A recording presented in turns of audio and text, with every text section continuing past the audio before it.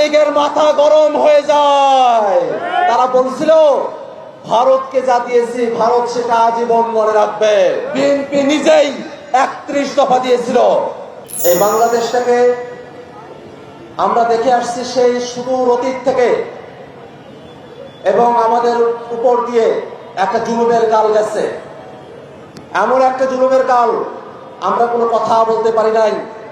কেউ যদি কথা বলতো তাকে ডিজিটাল সিকিউরিটি অ্যাক্টে মামলা দিয়ে জেলখানায় নিয়ে গিয়ে মাসের পর মাস, বছরের পর বছর তাকে বন্দী করে রাখতো। এমন একটা দুঃশাসন তৈরি করেছিল আওয়ামী লীগ। সেই দুঃশাসনে বাংলাদেশের নাবিশ্বাস উঠেছিল, বাংলাদেশের স্বার্থকে জলাঞ্জলি দেওয়া হচ্ছিল। তারা বলছিল ভারতকে যা দিয়েছি ভারত সেটা আজীবন মনে রাখবে। এই বাংলাদেশটাকে বিক্রি করার নীল নকশা তারা প্রস্তুত করেছিল। এই বাংলাদেশের পক্ষে যারা কথা বলতো তাদেরকে ধরে নিয়ে গিয়ে আয়না ঘরে বন্দী করে রাখতো। এমন ধরনের একটা কঠিন জুলুমের সময় এই বাংলাদেশের মানুষকে অতিক্রম করতে হয়েছে। তারপরে এসেছে 24-এর অভ্যুত্থান।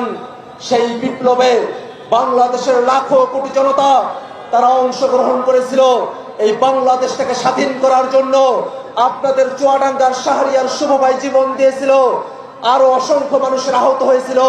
অসংখ্য মানুষ এখনো ভালো করে হাঁটতে পারে না, অসংখ্য মানুষ দুই চোখে দেখতে পারে না। অসংখ্য মানুষের আত্মত্যাগের বিনিময়ে আমরা নতুন একটা বাংলাদেশ পেয়েছি। সেই বাংলাদেশের কথা আপনাদের পাশেই দেখছেন, 36 জুলাইয়ের স্তম্ভ, সেখানে গাঁথাই করা আছে।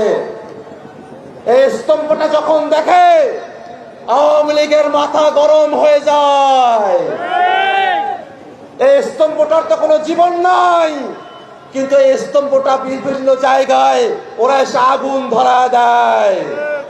কারণ এই স্তম্ভটার মধ্যে যে কথাগুলো লেখা আছে সেই কথাগুলো বলছে বাংলাদেশের জনগণ আওয়ামী লীগের সিংহাসনে আগুন ধরিয়ে দিয়েছিল।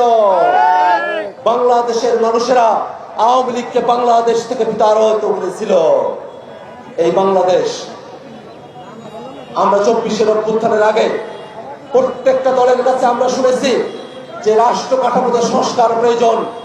বাংলাদেশটাকে যদি সামনের দিকে অগ্রসর করতে হয় অবশ্যই রাষ্ট্রীয় প্রতিষ্ঠানগুলোতে সংবিধানে এবং প্রশাসনের সংস্কার শুদ্ধি করতে হবে। এটাই ছিল তখন সকল দলের কথা। এটা শুধুমাত্র কিছু গোষ্ঠীগত সুশীল সমাজের বক্তব্য ছিল না, বিএনপি নিজেই 31 দফা দিয়েছিল। সেই 31 দফার মধ্যে তারা বলেছিল সাংবিধানিক সংবিধিবদ্ধ যতগুলো সংস্থা এবং প্রতিষ্ঠান আছে সেখানে নিয়োগ দেওয়ার সময় যাতে নিরপেক্ষভাবে নিয়োগ দেবে, সংসদীয় স্থায়ী কমিটির মাধ্যমে ভেটিং করে নিয়োগ দেবে। কিন্তু দুর্ভাগ্যের বিষয় 3 দিন হলো বাংলাদেশের 12টা সরকারি সংস্থা এবং প্রতিষ্ঠানে তারা নিয়োগ দিয়েছে নিজেদের দলের নেতা এবং কর্মীদেরকে। তারা নেতা এবং কর্মীদেরকে নিয়োগ দিয়েছে, বিসিকে নিয়োগ দিয়েছে, বয়েসেলে নিয়োগ দিয়েছে, বনশিল্প কর্পোরেশনে নিয়োগ দিয়েছে, তারা শ্রমিক কল্যাণ ফাউন্ডেশনে নিয়োগ দিয়েছে। যতগুলো প্রতিষ্ঠান আছে প্রত্যেকটা প্রতিষ্ঠানকে দলীয়ভাবে দখল করার ফন্দি এঁটেছে বিএনপি সরকার।